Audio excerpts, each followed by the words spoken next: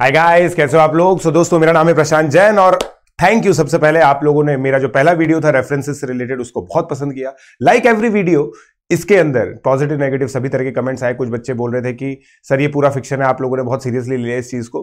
But मेरा personally ये मानना है कि इतने सारे रेफरेंसेस यूज हुए कि इसका रियलिटी से जो मात्र एक संयोग वाली बात थी वो पूरी तरह से ट्रू नहीं मानी जा सकती। तो अगर आप लोगों ने पहला पार्ट इस वीडियो का नहीं देखा है तो डिस्क्रिप्शन में लिंक अवेलेबल है, आप लोग देख सकते हैं।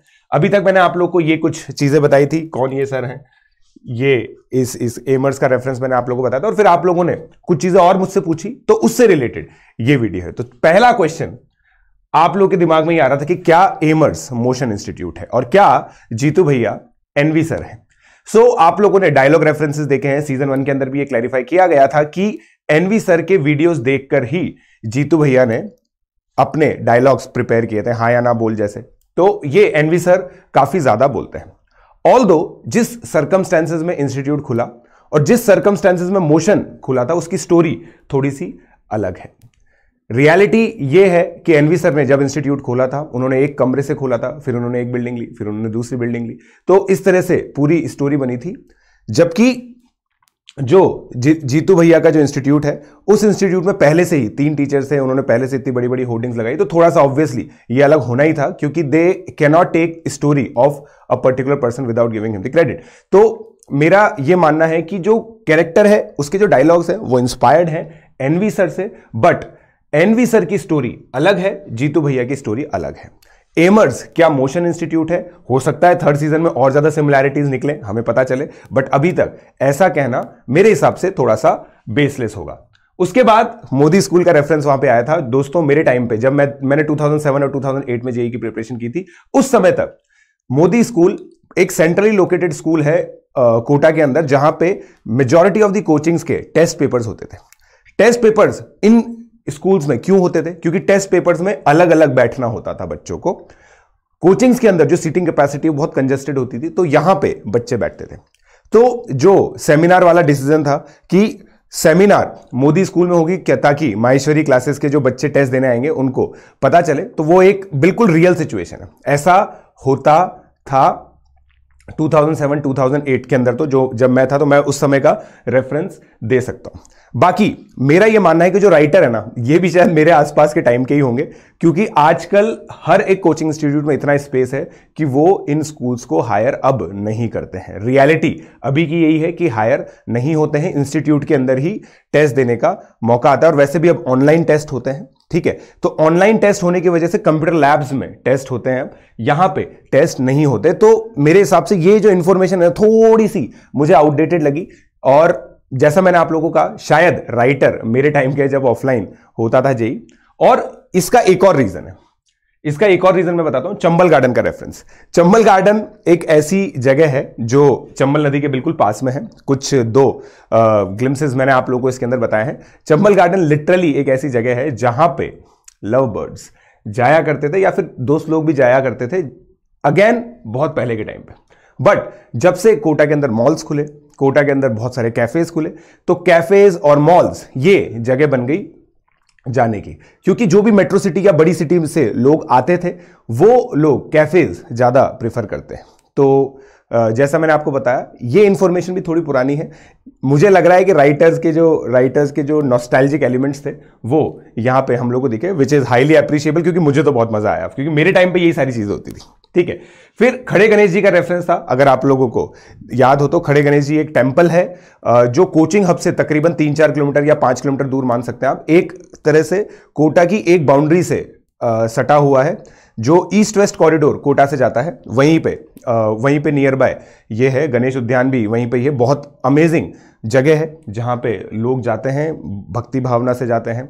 और ये बिल्कुल सही बात है कि यहां पे मन्नतें मांगी जाती हैं, ठीक है। पीछे जस्ट ये जो टेंपल मैंने आप लोगों को दिखा रहा है, इसके जस्ट पीछे लोग कुछ आर्किटेक्चर्स भी बनाते हैं यहाँ पे मन्नत मांगते हुए। तो सबका देखो, हर धार्मिक स्थल का एक अपना मैं ये मानता हूं कि रिचुअल्स होते हैं। तो यहाँ पे भी एक अलग रिचुअल है, उसको बहुत अच्छे से कैप्चर किया गया है। ये रियलिटी आज भी लोग खड़े गणेश जी जाते हैं, क्योंकि गार्डन चाहे रिप्लेस हो सकता है मॉल से, मगर टेम्पल टेम्पल रहता है। और ये टेम्पल आज भी बहुत ज्यादा प्रोमिनेंट है और बहुत ज्यादा अच्छे तरीके से बच्चों के बीच में फेमस है। तो ये रेफरेंस भी एक था।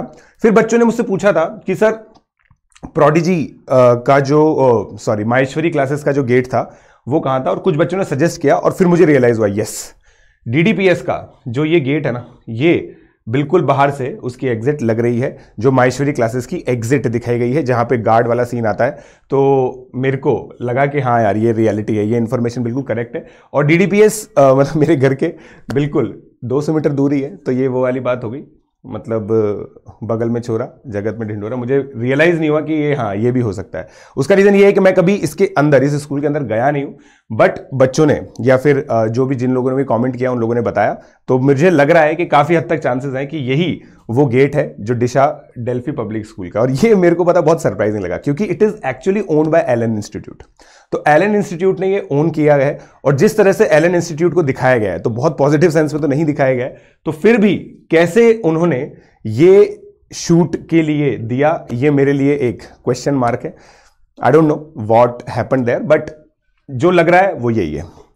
फिर उसके बाद कुछ और रेफरेंसेस जो मैं लेना चाहता हूं। The only dropper to get JEE rank 1, Dungra Ram Chaudhary, he is also he also got computer science in IIT Bombay. और मेरे हिसाब से जो उस समय में बताया गया था 2006 में नंबर ऑफ अटेम्प्ट्स जेई के कम कर दिए गए थे, so he is considered one of the reason for that, because he gave multiple attempts to get AIR 1। फिर डिस्कशन के अंदर आता है कि मैथ्स ओलंपियाड टॉप रैंक के लिए नहीं करना चाहिए बच्चों को। तो इसका क्लैरिफिकेशन दोस्तों ये है, being a maths teacher my self, मैं आप लोगों को ये चीज बता देना चाहता हूं कि मैथ्स ओलंपियाड की बहुत सारी स्टेजेस होती हैं, जो आगे जाके जो स्टेजेस होती हैं जिसमें 30 मिनट पर क्वेश्चन के हिसाब से क्वेश्चंस आते हैं, वो स्टेजेस बच्चों को नहीं करनी चाहिए। मगर जो फर्स्ट स्टेज होती है, जो इंटीजर बेस्ड होती है और जो जेई टाइप का ही जिसमें मटेरियल आता है, वो जरूर बच्चों को देनी चाहिए। फिर एक डिस्कशन दिखाया गया था, आप लोगों को याद हो तो, रैंक का, कि भाई साउथ इंडिया के कुछ इंस्टीट्यूट्स हैं।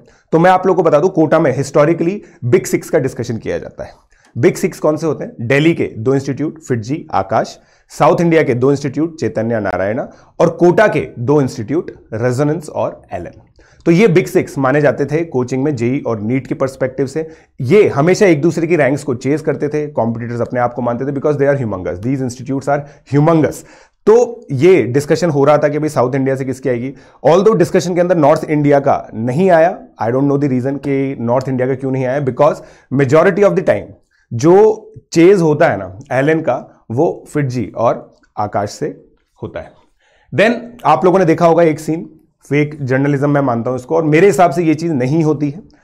होती भी होगी तो जिस तरह से बताई गई है, मतलब प्राइमरीली यही चीज दिखाई गई है, वो मुझे थोड़ा सा सरप्राइजिंग लगा और मुझे थोड़ा सा इनएक्यूरेट लगा।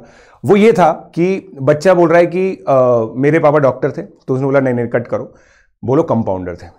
ये मेरे हिसाब से नहीं होता, ठीक है। इसके अंदर अगेन क्योंकि फिक्शन है, वरना कुछ लोग अच्छे से मजे ले लेंगे मेरी, तो मैं आप लोगों को बताता हूं कि इस एलिमेंट को एक्सेप्ट इसलिए कर सकते हैं क्योंकि ये एक फिक्शन था, और मसाला डालने के लिए, कुछ मजेदार करने के लिए ये चीज बताई गई है। सो ये कुछ और रेफरेंसेस है दोस्तों। अगर आप लोग को लगता है मैंने कुछ और फिर से मिस आउट कर दिए, तो आप लोग कमेंट सेक्शन में बता सकते हैं। I will bring up another video to get the clarification. और इस तरह के और वीडियोस एंजॉय करने के लिए आप मेरा चैनल सब्सक्राइब कर सकते हैं, बेल आइकन पे हिट कर सकते हैं, ताकि आप लोगों को रेगुलर अपडेट्स मिलती रहे। धन्यवाद।